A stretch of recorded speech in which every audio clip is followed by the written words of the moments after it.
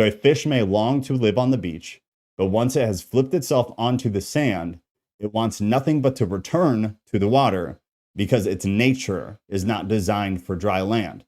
And that's in relation to everyone who keeps practicing of sinning also practices lawlessness.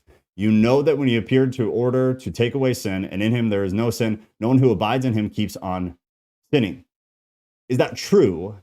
No. But is the concept the truth? Yes. In practice, not true. In concept, absolutely true. And the relation they made with the fish, I really like. So that's something I would absolutely agree with. And that's a great way to express that to somebody that doesn't fully understand because this concept is very difficult to understand. So that's a really good way to put it if you're speaking to somebody about a topic that is within relation to this. A fish was created for the water, so it is with us. The nature of those who indwell by the Holy Spirit is to live in righteousness. That is our nature.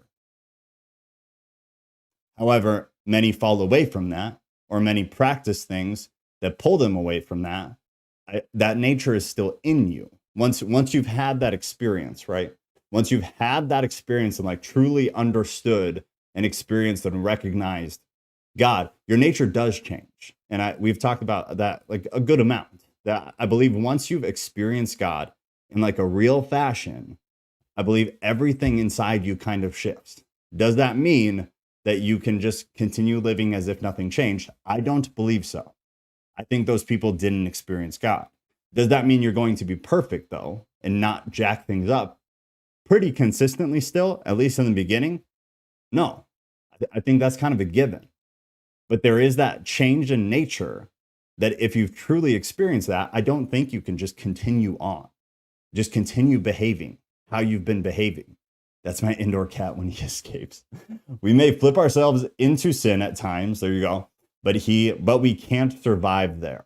Again, that's very well said. That's very well said. I agree. Neck tattoos can never be forgiven. I am condemned for good. The new nature thrives in righteousness and obedience to God. The degree to which we allow the Holy Spirit access to every area of our lives is the degree to which we live as God intended us to live. That's another good one.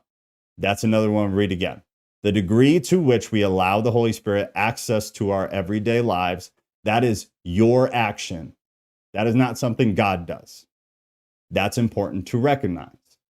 God does not just magically do everything to you. If you think that, that's delusion, in my opinion. And if that offends you, I do apologize, but I mean it. That's delusion. The degree to which you allow God to access every area of your life is the degree to which we live as God intended us to live. That honestly, blow that up, put that on a canvas and hang it in your house. That's real good. So there's been a few things I don't agree with in this article, whether it's wording or whether it's the way to kind of verify a statement. I don't like it. And maybe it's just because it's not academic, but I also think it's very misleading for uneducated or new Christians. However, that is beautiful because that is fact. That is absolutely true, both in practice and in the Bible. So we're talking theology, basically philosophy also, but also scripturally. So you have a lot of points of contact to say that's truth. So that's something you should take in pretty deeply, honestly. That's very, very good.